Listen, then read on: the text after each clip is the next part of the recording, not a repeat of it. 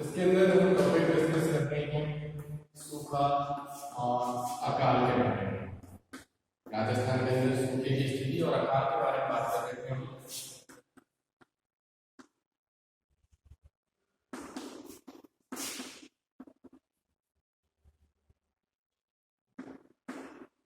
Drought and famine के बारे में बात कर रहे हैं। जैसे पिछली क्लासेस के अंदर हमने राजस्थान के अंदर सूखा पड़ने के जो कारण है, इसके जो प्रभाव है और इसको रोकने के लिए राज्य सरकार, केंद्र सरकार के द्वारा क्या योजनाएं कार्यरत हैं और किस तरीके के प्रोग्राम इसके अंदर चलाए जा रहे हैं, इन सब के बारे में हम अपनी लास्ट क्लास के अंदर बात कर चुके हैं। इसके बाद आगे हम बात कर रहे हैं इसी के संबंध में, जिसमें हम लोग बात कर रहे हैं कि राजस्थान के अंदर जो सूखा और अकाल प्राकृतिक जो कारण से संबंधित स्थिति है, जिससे हमेशा के लिए इस स्थिति को कभी भी समाप्त नहीं किया जा सकता है, लेकिन इसके जो प्रभाव है, जो इसका भयंकर प्रभाव होता है, उसके आधार पर हम इसके प्रभाव को कम करने के लिए कुछ न कुछ योजनाएं अवश्य हम लागू कर सकते हैं और उसके प्रभाव को कम करने के लिए कुछ न कुछ कार्य कर सकते हैं। सूखा और अकाल से पीड़ित क्षेत्र हैं, उनमें राहत कार्यों का प्रारंभ जो है वो समय पर नहीं किया जाना, राजनीतिक हस्तक्षेप का जो अनुचित दुरुपयोग किया जाना और इस कार्य के अंदर लगी हुई संस्थाएं और व्यक्तियों का भ्रष्ट होना, यानी कि भ्रष्टाचार का शिकायत और चुनाव के जो परिणाम है, इनसे क्षेत्रों के अंदर राहत कार्यों को अपनाने के जो कार्य हैं, इन सभी के कारण से ये सभी कारण हो सकते हैं जिनके कारण राजस्थान में राहत कार्यों को समय पर प्रारंभ नहीं किया जा रहा है राजस्थान राज्य के अंदर, जिससे पीड़ित क्षेत्रों को आवश्यक जो राहत है, सहायता है, वो नहीं मिल पाती है और समस्या और भी अधिक कष्टदायक यानी कि और भी अधिक भयानक बन जाती है। इसीलिए प्राकृतिक प्रकोप से बचने के लिए पीड़ित क्षेत्रों में तर्कसंगत जो नीतियां हैं, उनके अंतर्गत राहत कार्य करवाए जाना और उसके लिए निम्न सुझाव, कुछ महत्वपूर्ण सुझाव दिए जा सकते हैं जिनके द्वारा कुछ प्रभाव हो, इनका जो प्रभाव होता है उसको कम किया जा सकता है।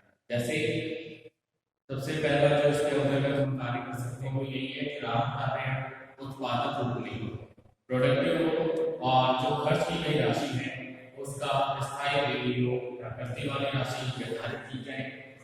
साथ ही साथ पक्की सड़कों, भवन, बांध, तालाब और पुलों का निर्माण करके जैसे राहत कार्यों को अपनाया जाए, यानी कि इस तरीके की स्थिति निर्मित की जाए कि वहां पर उन स्थिति से निपटने के लिए संसाधनों की उपलब्धता पाई जाए। जैसे वर्षा की कमी है तो जो तालाब बने हुए हैं, नहर बनी हुई हैं, उनसे उन क्षेत्रों के अंदर सहायता प्राप्त की जा सके, ऐसी स्थितियों का निर्माण किया जाए। कुएं बनाए जाएं, तालाब बनाए जाएं और नहरों का निर्माण किया जाए, पक्की सड़कें बनाई जाएं, बांध बनाए जाएं। ऐसी स्थिति को निर्मित करके इनके प्रभाव को कम किया जा सकता है।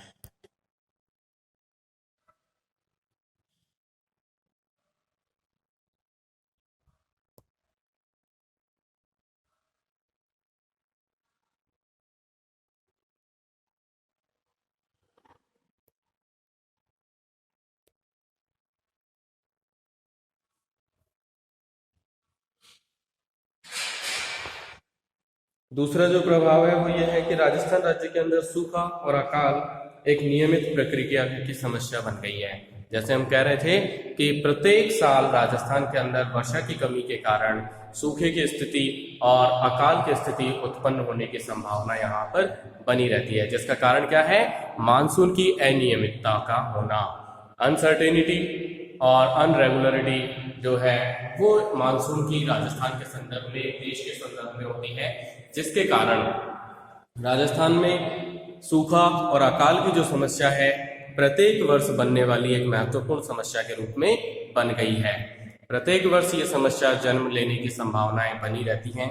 इसीलिए सरकार को पहले से ही जो इसके लिए उपचारात्मक निदान के रूप में कुछ प्रावधान किए जाने चाहिए कि ये समस्या उत्पन्न हो, उससे पहले ही सरकार के द्वारा कुछ प्रभाव या कुछ कार्यों को पहले से ही अपनाया जाना चाहिए, जिससे कि इनका प्रभाव उतना अधिक नहीं बढ़ सके। जिसमें खाद्यान्न की व्यवस्था है, चारे के पर्याप्त भंडारों का निर्माण करना है, पानी का सुनियोजित तरीके से उपयोग किया जाना है और किसानों को जो कम ब्याज दर के ऊपर धन की सुविधा उपलब्ध कराने की सुविधाएं हैं, ये सभी कार्यों को सरकार के द्वारा अपनाया जाना चाहिए, जिससे कि प्रत्येक वर्ष जो संभावना बनी रहती है, प्रत्येक वर्ष जो संभावना बनी रहती है कि अकाल स्थिति उत्पन्न हो, तो उसको रोकने के लिए ये सभी कारगर साबित हो सकते हैं और इनका जो प्रभाव होता है सूखे का, अकाल का, उसको भी कम किया जा सकता है। राहत कार्यों के अंदर जो राहत कार्य सरकार की तरफ से चलाए जाते हैं, उन सबसे भ्रष्टाचार जैसी समस्या को दूर रखा जाना चाहिए, यानी कि भ्रष्टाचार के ऊपर राहत कार्यों में रोक लगाई जानी चाहिए और ऐसी नीति निर्मित की जाए कि भ्रष्टाचार को समाप्त किया जा सके राहत कार्यों से। तो राहत कार्यों के लिए सरकार के द्वारा विशेष प्रकार के फंड निर्धारित किए जाते हैं, जिसमें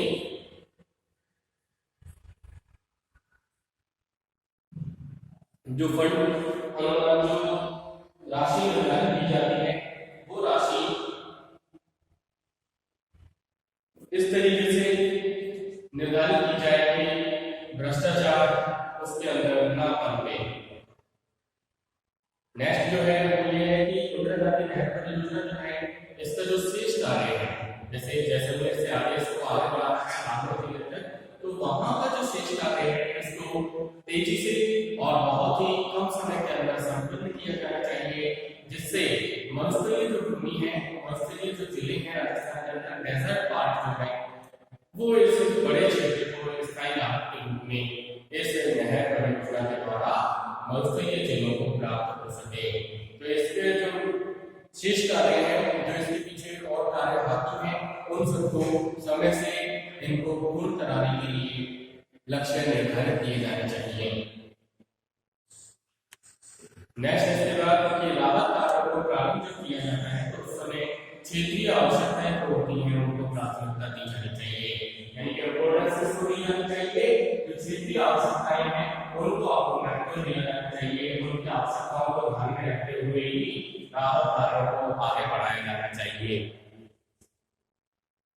जैसे किसी क्षेत्र के अंदर पानी की उपलब्धता है, लेकिन वहां पर फसल का उत्पादन नहीं हो रहा है, तो उसके अंदर किस तरीके के संसाधन उपलब्ध कराए जाए कि वहां पर जल का उपयोग कर सके और वहां पर कैसे फसल का उत्पादन हो सके, आकाश जैसे स्थिति ना उत्पन्न हो, चाहे वो पानी का हो, चाहे जल का हो, किसी भी तरीके की स्थिति वहां पर उत्पन्न ना हो। जिला, ब्लॉक और पंचायत समिति में जो स्तर है, इसके ऊपर स्थानीय आवश्यकताओं की जो स्थानीय आवश्यकताएं होती है, उनको ध्यान में रखकर विकास के लिए व्यावहारिक जो कार्यक्रम है उनको अपनाया जाना चाहिए, जिससे स्थानीय जन सहयोग की भी प्राप्ति इसके अंदर हो सके और उन लोगों को भी जागरूक किया जा सके। इसलिए भी स्थानीय जन सहयोग की आवश्यकता को ध्यान में रखा जाना चाहिए। राज्य की जो योजना है, उनके अनुसार विभिन्न ग्रामीण विकास कार्यक्रम और राहत कार्यों में जो संलग्न संस्थाएं हैं, इनमें समुचित समन्वय को स्थापित किया जाना चाहिए। कृषि के विकास करने के लिए कृषि पद्धति के अंदर सुधार की व्यवस्था को अपनाया जाना चाहिए, सिंचाई सुविधाओं का विस्तार किया जाना चाहिए, शुष्क खेती और फसल बीमा जैसे कार्यक्रमों को यहाँ पर बड़े आधार पर बड़े क्षेत्र के अंदर ऐसी सुविधाओं को लागू किया जाना चाहिए। वन विनाश के ऊपर रोक लगाई जानी चाहिए, यानी वनों का दोहन ना हो, उनकी अंदर कटाई ना हो, उसके ऊपर भी कुछ नियम बनाए जाने चाहिए, जिसमें सजा का प्रावधान भी हो। तो इस तरीके के प्रावधानों को लगा करके वनों के दोहन को, वनों की कटाई को रोका जा सकता है। वृक्षारोपण को महत्व दिया जाना चाहिए और वृक्षारोपण के द्वारा क्या होगा, पर्यावरण के अंदर संतुलन बना रहेगा और प्राकृतिक जो कारक है उनका प्रकोप भी इसके द्वारा अधिक मात्रा में नहीं हो पाएगा। वृक्षारोपण के द्वारा मृदा का अपरदन नहीं होगा, जिससे फसलों का उत्पादन अधिक मात्रा में हो सकेगा। इसलिए हम कह सकते हैं कि यहाँ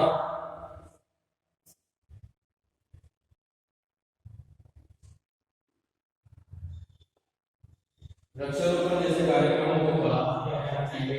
प्लांटेशन प्रोसेस को लगातार अपनाया जाना चाहिए। सूखे और अकाल से निपटने के लिए सबसे अधिक मात्रा में फंड की आवश्यकता पड़ती है, यानी कि पैसे की अधिक आवश्यकता पड़ती है। इसीलिए राज्य सरकार के जो सीमित साधन है, जो साधन राज्य सरकार के द्वारा दिए जाते हैं उनकी लिमिटेशन है, जिसके कारण केंद्र के किसी सुव्यवस्थित नीति के अंतर्गत अधिक वित्तीय सहायता, यानी कि राज्य के अंदर यदि ये साधनों की सीमित मात्रा है तो केंद्र सरकार को इस पर ध्यान देना चाहिए, जिससे कि राज्य की जो वित्तीय व्यवस्था है वो सुचारू रूप से चल सके और राज्य इस वित्तीय सहायता से विभिन्न प्रकार की योजनाओं का संचालन करे, जिससे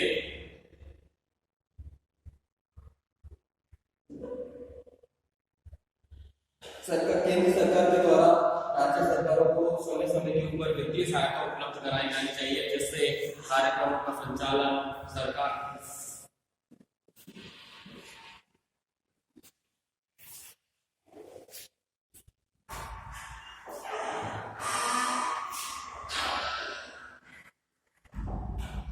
केंद्र सरकार के द्वारा जब वित्तीय सहायता समय समय के ऊपर राज्य सरकार को प्रदान की जाएगी तो राज्य सरकारें जो इस दिशा में कार्य कर रही है, विभिन्न प्रकार की योजनाओं का संचालन कर रही है, उनको सहायता प्राप्त होगी और उन्हें किसी भी प्रकार का व्यवधान नहीं जाएगा, जिससे ये कार्यक्रम सुचारू रूप से संचालित हो सकेंगे।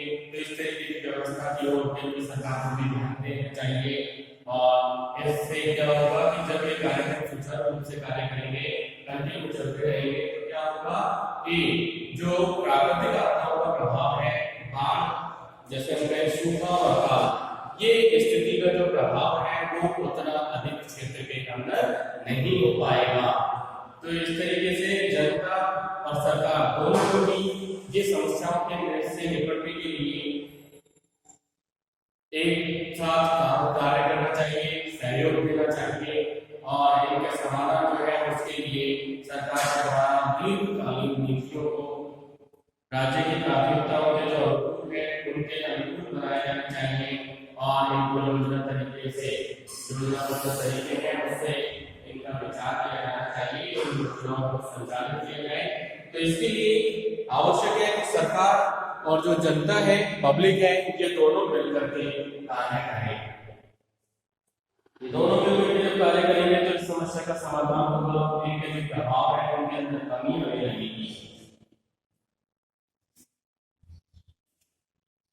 तो ये सभी सुझाव है जो राज्य के अंदर जो प्राकृतिक आपदा के रूप में बाढ़ है, अकाल है, इसका प्रभाव कम किया जा सके। अकाल और सूखे के प्रभाव को कम करने की दिशा में पब्लिक को, जनता को और गवर्नमेंट को दोनों को मिलकर के कार्य करना होगा।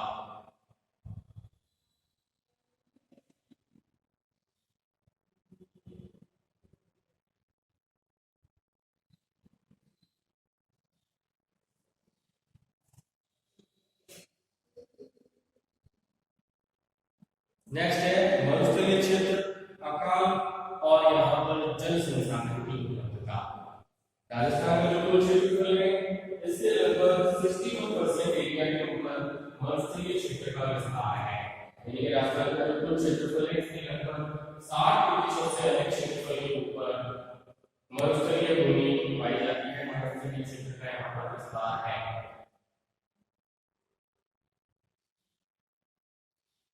जो शुष्क और अर्धशुष्क जलवायु के अंतर्गत आता है, यानी कि ये जो मरुस्थलीय क्षेत्र है ये शुष्क और अर्धशुष्क जलवायु के अंतर्गत आने वाला क्षेत्र है और पिछले कई सालों से ये लगातार सूखे की समस्या से प्रभावित रहा क्षेत्र है, यानी कि ये क्षेत्र लगातार कई सालों से सूखे की समस्या से क्या है, ग्रस्त रहता है। इसलिए जिसके लिए केंद्रीय और राज्य सरकारें ये सूखा और अकाल पीड़ित जो जगह है इनको सहायता प्रदान करती रहती है, सुरक्षा प्रदान करती रहती है और राहत देती रहती है। लेकिन राज्य की ये सारी योजनाएं ही इस समस्या का अस्थायी समाधान के रूप में सिद्ध हुई है, यानी कि इनका कोई परमानेंट सॉल्यूशन नहीं हो पाता है। तो सरकार के द्वारा जो राहत दी जाती है वो एक महत्वपूर्ण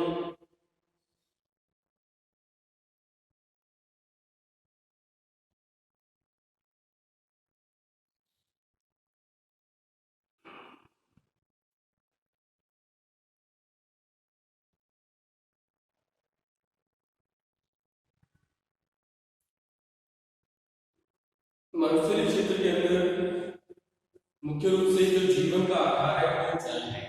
वहां पर जल की बहुत अधिक आवश्यकता है शुष्क जलवायु के कारण, और जल की कमी वहां पर बहुत अधिक मात्रा में है।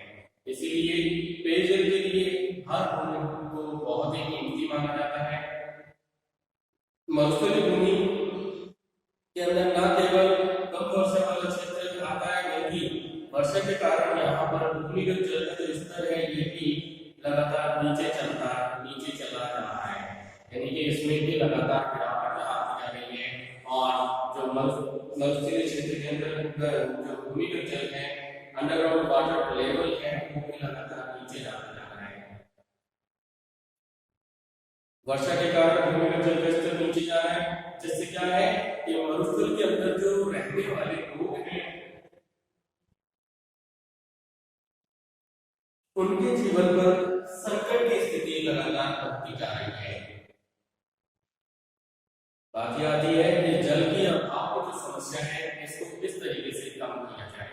यानी कि जिन क्षेत्रों के अंदर जल की समस्या है, पीने के लिए जो जल की आवश्यकता होती है उसकी भी कमी जिन क्षेत्रों के अंदर है, तो ये समस्या किस प्रकार से इसका समाधान किया जाए, इसके जिससे क्या है कि राज्य और सूखा जो क्षेत्र है इसमें अकाल जैसी समस्याओं से भी किसी हद तक कहीं न कहीं से मुक्ति प्राप्त हो सकती है। जैसे कि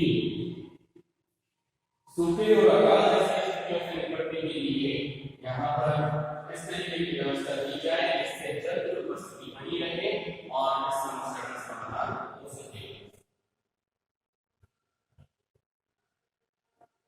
इस समस्या को विज्ञान और टेक्नोलॉजी की सहायता से हल किया जा सकता है। जैसे इसके लिए दो उपाय होते हैं।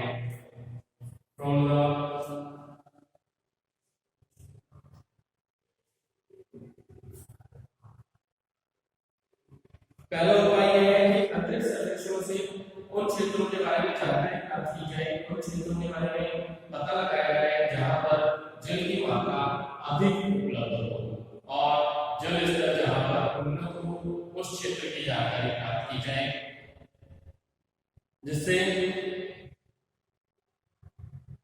अतिरिक्त जो सर्वेक्षण है उसके अंतर्गत जो पूरे लगे हुए हैं सैटेलाइट से वर्किंग है, वो भी विशेष कैमरे लगा करके राजस्थान की मरुस्थलीय भूमि और उसके आसपास के जो क्षेत्र हैं उनमें जल संसाधनों को खोजने का कार्य किया जाए। और ये जो इसके अंतर्गत कार्य किए गए हैं उससे जानकारी प्राप्त हुई है कि राजस्थान की जो मरुस्थलीय भूमि है, खाल भूस्थल है, डेजर्ट है, इसके अंदर जो जल स्तर है, वाटर टेबल है, वो बहुत ही नीचे है। प्राचीन समय की जो सरस्वती नदी है इसका प्रवाह मार्ग से भी जल की प्राप्ति यहाँ पर की जा सकती है। यहाँ पे भाग में प्रवाहित हो रही है और इस नदी के पास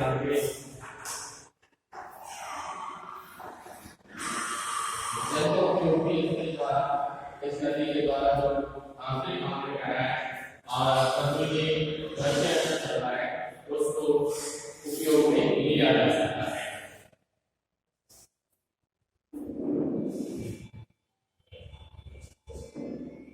दूसरा जो उपाय है वो ये है कि सुलभ जल संसाधनों का प्रबंधन किया जाए और इनको संतुलित मात्रा में खर्च किया जाए। इस समस्या के लिए दूसरा उपाय ये हो सकता है जिसका सफल उपयोग एरिज़ोना जो मरुस्थलीय क्षेत्र है उसका जो टस्कन नगर है उसमें इस योजना को लागू किया जा सकता है, जिसमें जल की खपत को घटाना और भूमिगत जल की प्रदूषण से रक्षा करना ये एक महत्वपूर्ण कार्य के रूप में है। यानी कि मरुस्थलीय क्षेत्र के अंदर जो जल है इसकी मात्रा की खपत जो है उसकी मात्रा को कम किया जाए और जो इसके अंदर जल की स्थिति है उसका संतुलित व्यय किया जाए और जो जल है उसका प्रबंधन अच्छे से किया जाए। मरुस्थलीय क्षेत्र के अंदर यदि इस तरीके की व्यवस्था अपनाई जाए तो मरुस्थलीय क्षेत्र के अंदर जो जल के स्रोत हैं उसमें वृद्धि हो सकती है। साथ ही साथ भूमिगत जल जो है उसको भी उसकी भी प्रदूषण से सुरक्षा की जा सकती है। साथ ही साथ क्या है कि जल की फिजूल खर्ची रोकने के लिए जनता को जागरूक किया जाना चाहिए, जल का उपयोग न्यूनतम मात्रा में किया जाए ऐसा लोगों को प्रशिक्षण दिया जाना चाहिए। और जो जल है, जो वेस्टेज जल होता है उसको सिंचाई और पेयजल के रूप में भी शुद्ध रूप में उपयोग किया जाए, यानी कि उसको रिफाइन किया जाए, प्योरीफाई किया जाए और उसके बाद में उसका उपयोग किया जाए। वर्षा का जो जल है इसके एक बूंदों को बड़े जो जलागार है टैंक को बोला जाता है उनमें इसका जमा किया जाए और इनको जमा करने का जो प्रबंधन है इनके तरीकों को अपनाया जाना चाहिए। राजस्थान के जो शुष्क क्षेत्र हैं उनमें ये तकनीक अपनाई जा सकती है। जल के वाष्पीकरण को रोकने के लिए रेगिस्तानी वनस्पति को उगाया जा सकता है जिससे पानी की भी कम आवश्यकता होगी। इसके अलावा अनाज की ऐसी संकर किस्में भी विकसित की जा सकती हैं जो कम पानी लेकर के अधिक उपज दे सकते हैं। शुष्क और अर्धशुष्क यानी कि एरिड और सेमी एरिड जो एरिया है राजस्थान के उन क्षेत्रों के लिए अतिरिक्त मात्रा में जल की आपूर्ति की स्थायी व्यवस्था भी की जा सकती है। जैसे इंदिरा गांधी नहर के द्वारा भी मरुस्थलीय क्षेत्र के अंदर जल की व्यवस्था को उपलब्ध कराया जा सकता है। राजस्थान राज्य के अंतर्गत अकाल और सूखे के जो प्रभाव होते हैं इनको कम करने के लिए कुछ अन्य उपाय भी अपनाए जा सकते हैं। जैसे राज्य के अंदर जो सिंचाई के साधन हैं, सोर्सेज ऑफ इरिगेशन, ये और जो इनको अधिकतम रूप में मैक्सिमम और बहुत ही अधिक आवश्यकता होने पर इनको उपयोग किया जाए, ये बहुत अधिक आवश्यक है। दूसरा, आवश्यकता के जो क्षेत्र हैं वहां पर कृत्रिम व्यवस्था भी की जाए। जो जिन क्षेत्रों के अंदर सिंचाई की मात्रा की बहुत अधिक आवश्यकता है वहां पर आर्टिफिशियल रेन की व्यवस्था करके ये सिंचाई की व्यवस्था अप्लाई की जा सकती है और इससे लाभ की प्राप्ति की जा सकती है। मरुस्थलीय भूमि जो है इसका प्रसार उसको भी रोका जाए, जिसके रोकने के लिए जल का सुनिश्चित तरीके से उपयोग करना, वृक्षों का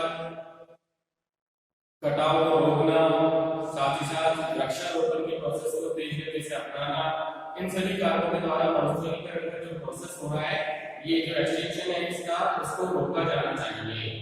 कुशल और जो दक्ष फसल है उसके लिए प्रबंधन की व्यवस्था को भी अपनाया जाना चाहिए।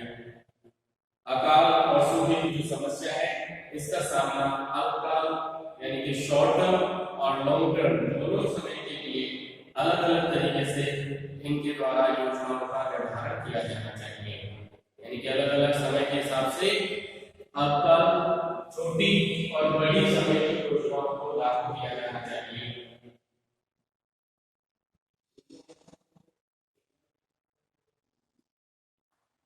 इसके लिए जो शॉर्ट टर्म सजेशंस हैं, अल्पकाल के जो प्रयास हैं उसके बारे में बात करें तो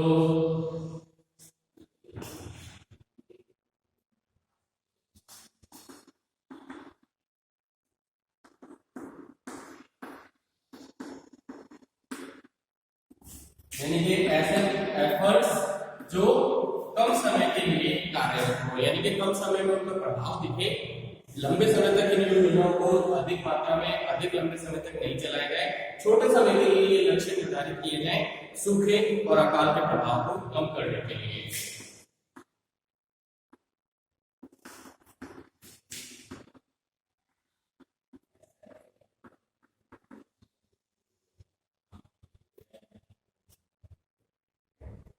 शॉर्ट टर्म एफर्ट्स की बात की जाए तो इसमें पेयजल की व्यवस्था है, जिसके लिए हैंडपंप और ट्यूबवेल की व्यवस्था की जाए, यानी कि हैंडपंप लगवाया जाए और ट्यूबवेल लगवाए जाए।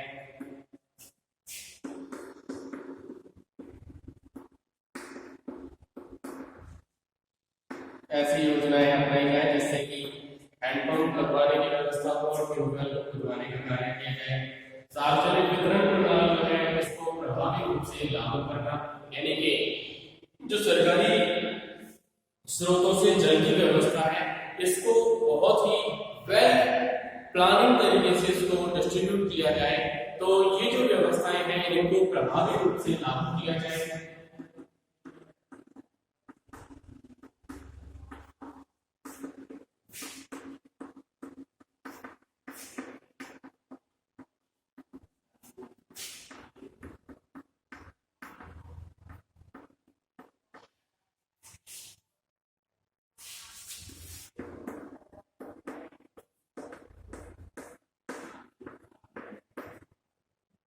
नेक्स्ट है इसके बारे में चारे की व्यवस्था की जाए। पशुओं के लिए चारे की व्यवस्था का प्रबंधन किया जाए और ऐसी व्यवस्था लंबे कम समय के अंदर ही, जैसे चारे की व्यवस्था की तो कम समय के अंदर इस चारे की व्यवस्था हुई और इसको अपनाया गया। इसके बाद में फिर से यही कार्य किए जाए। इसके बाद नेक्स्ट है हरी घास और जल्दी से तैयार होने वाले जो चारे होते हैं उनका उत्पादन करना।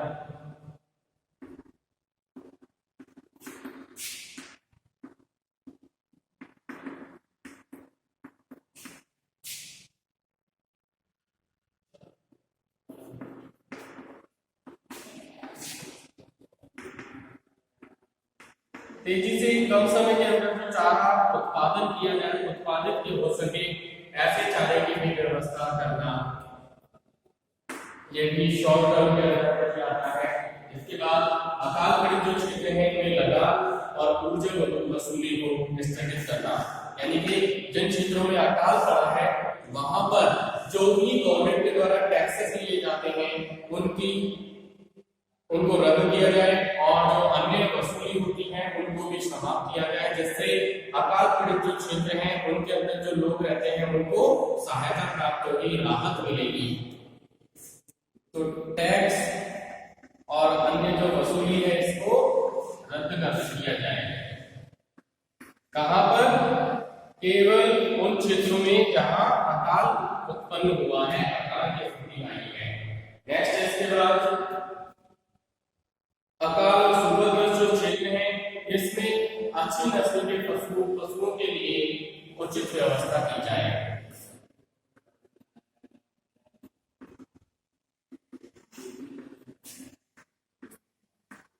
अच्छी नस्ल के जो पशु हैं इनकी व्यवस्था की जाए, उचित व्यवस्था की जाए। ये भी एक शॉर्ट टर्म एफर्ट्स के रूप में है। इसके बाद में राहत कार्यों के ऊपर मजदूरी, अनाज और नकदी के रूप में दी जाए, यानी कि राहत जो कार्य होते हैं उसमें जो लोग मजदूरी करते हैं उनको जो मजदूरी मिल रही है वो किस रूप में मिले? या तो अनाज के रूप में मिले, खाद्यान्न उनको प्राप्त हो जाएगा, और अन्य आवश्यकताओं की पूर्ति के लिए उनको रुपए की भी प्राप्ति हो। तो मजदूरी जो मिले वो अनाज के रूप में और रुपए के रूप में मजदूरी प्राप्त हो।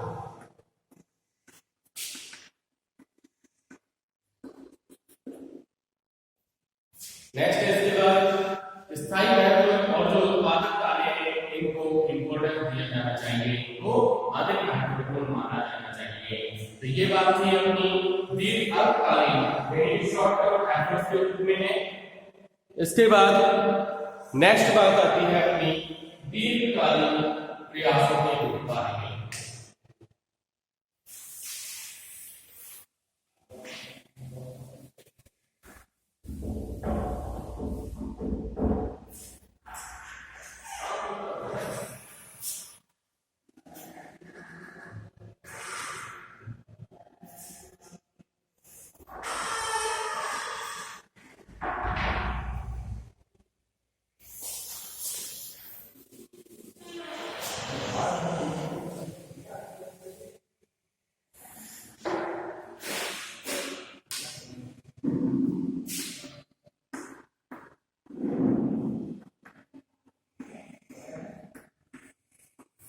इसके बाद बात आती है लॉन्ग टर्म एफर्ट्स के बारे में, यानी कि दीर्घकालीन प्रयासों के बारे में, जिनसे सूखा और अकाल के प्रभाव को कम किया जा सके। इसमें सबसे पहले बात आती है विशिष्ट योजना संगठन की स्थापना, यानी कि योजना संगठन की स्थापना की जाए जिससे योजनाओं का संचालन लंबे समय तक किया जाए और इसके प्रभाव को निरंतर कम किया जाता है। विशेष प्रकार के योजना संगठनों की स्थापना करना।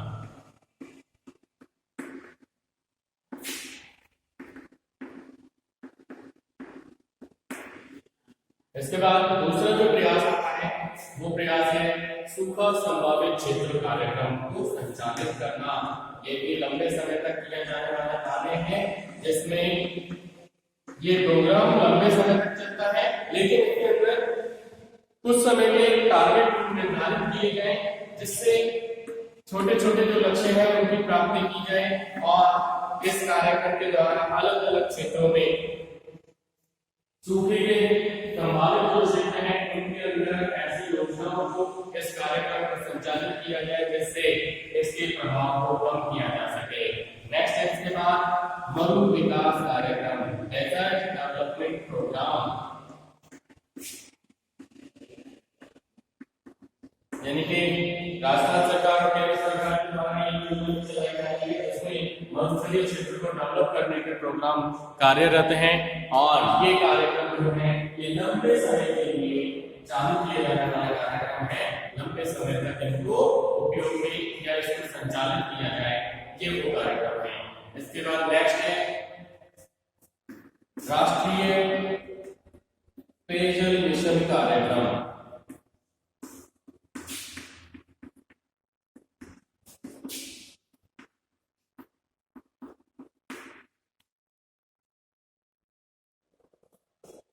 अन्य योजनाओं की तरह ही पेयजल की आपूर्ति प्राप्त करने के लिए नेशनल लेवल पर ये कार्यक्रम का संचालन किया जा रहा है जो बहुत ही लंबे समय के लिए है और इससे धीरे धीरे उन क्षेत्रों के अंतर्गत कार्य किया जा रहा है जहां पर पेयजल की प्राप्ति करने में कठिनाई होती है। तो इस कार्यक्रम के द्वारा उन क्षेत्रों तक पेयजल की आपूर्ति का कार्य किया जाता है जहां पर पानी की बहुत अधिक मात्रा में कमी है, यानी कि जो क्षेत्र हैं वहां पर ये कार्य किए जा रहे हैं। इसके बाद नेक्स्ट है अकाल राहत जो कार्य है इनसे संबंधित क्षेत्रों का समन्वय करना। अकाल राहत जो कार्य है इनसे संबंधित जो अन्य क्षेत्र हैं इनसे कोऑर्डिनेशन करना, ये कार्य भी लंबे समय तक किया जाए जिससे क्षेत्रों के अंदर जो भी संचालित की जा रही है उनके बारे में जानकारी प्राप्त होती रहे और उनके क्या कंडीशंस हैं, किस तरीके से उनमें कार्य चल रहा है उसकी जानकारी प्राप्त होती रहे। इस तरीके की स्थिति है जिनसे समन्वय की स्थिति बन रही है। नेक्स्ट है इसके बाद पेयजल आपूर्ति योजना।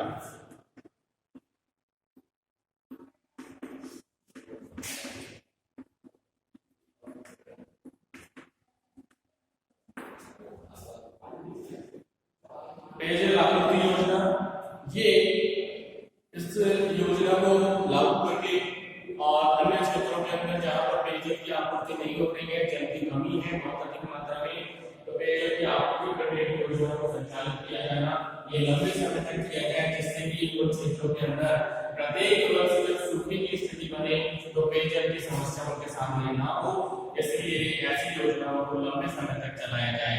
इसके बाद नेक्स्ट है जो उस क्षेत्र के अंदर उपलब्ध जल संसाधन है इनका लंबे समय तक मैनेजमेंट करना, यानी कि जो जल संसाधन है वाटर रिसोर्सेज है इनको लंबे समय तक इनका मैनेजमेंट करना, इनको सुरक्षित रखना और इनका संरक्षण करना, ये भी कार्य किए जाए लंबे समय के लिए जिससे उस क्षेत्र के अंदर जल की आवश्यकता पड़ने पर कमी महसूस ना हो। नेक्स्ट है इसके बाद वृक्षारोपण कार्यक्रम, प्लांटेशन प्रोग्राम।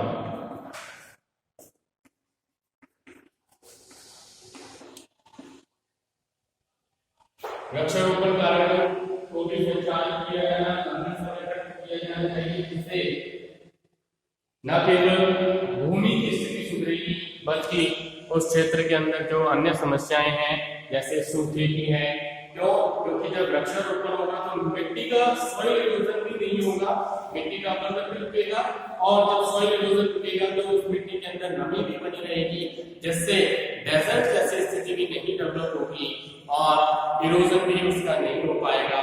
तो इस तरीके की स्थिति के कारण सूखे की स्थिति भी उत्पन्न नहीं हो पाएगी, अकाल भी नहीं पड़ेगा। तो ये सभी एफर्ट्स हैं जो शॉर्ट टर्म के लिए और लॉन्ग टर्म के लिए अप्लाई किए जाते हैं। तो ये सारी बात थी अपनी राजस्थान के अंदर सूखा और अकाल के बारे में। तो इस क्लास के अंदर हमने आज डिस्कस किया है राजस्थान के अंदर सूखा और अकाल की स्थिति के बारे में। इसके साथ ये टॉपिक हमारा यही कंप्लीट होता है और नेक्स्ट क्लास के अंदर हम आगे नए टॉपिक के साथ में